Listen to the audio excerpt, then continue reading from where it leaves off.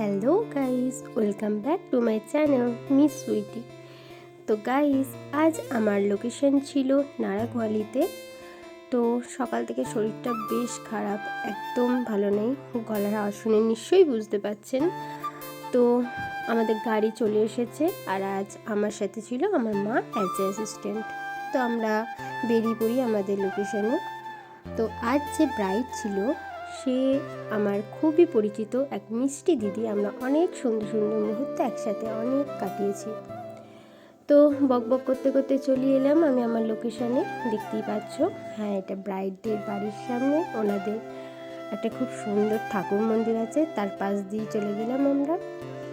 তো লোকেশনে পৌঁছে সঙ্গে সঙ্গে দিদির সাথে দেখা, এবং একসাথে সবাই মিলে ব্রাইড, আমি, আমার মা সবাই মিলে একসাথে খেতে বসে পড়ি। তো খাওয়া দাওয়া সেরে পেট শান্ত করে আমরা চলে আসি ব্রাইডের ঘরে, এবং সেখানে আমি আমার যুদ্ধের সমস্ত সরঞ্জাম রেডি করছিলাম।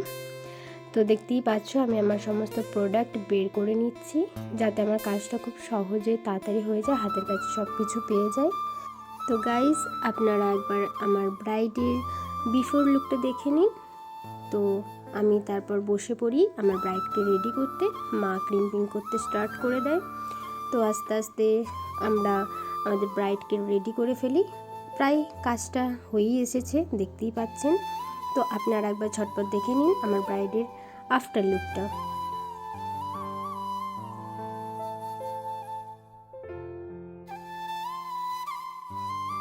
বলো, কেমন লাগলো আজকে? Eye makeup, base makeup. আচ্ছা, ওকে। তো ব্রাইড ছাড়াও আমার বেশ কয়েকটি পার্টি মেকআপ সেখানে ছিল। তো আপনারা দেখতেই পাচ্ছেন কাজগুলো কেমন হয়েছে অবশ্যই আমাকে কিন্তু কমেন্টে জানাবেন। আর যদি আপনাদের স্পেশাল ডেতে আমাকে বুক করতে চান, আমাকে ইনবক্স করবেন। হাই হাই, বলো, কেমন লাগলো? খুব সুন্দর হয়েছে, চুলটা খুব ভালো হয়েছে, মেকআপটাও খুব সুন্দর হয়েছে। Thank you.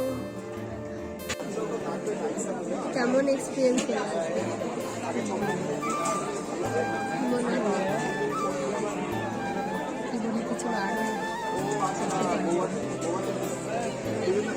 আশীর্বাদ করি। মায়ের সাথে পাগলামি করতে করতে বসে পড়ি খেতে, এবং খাওয়া দাওয়া শেষ করে আমরা বাড়ি ফিরে আসি। তখন বেশ রাতই হয়ে এসেছিল। তো গাইস, টাটা, দেখা হবে নেক্সট ভিডিওতে।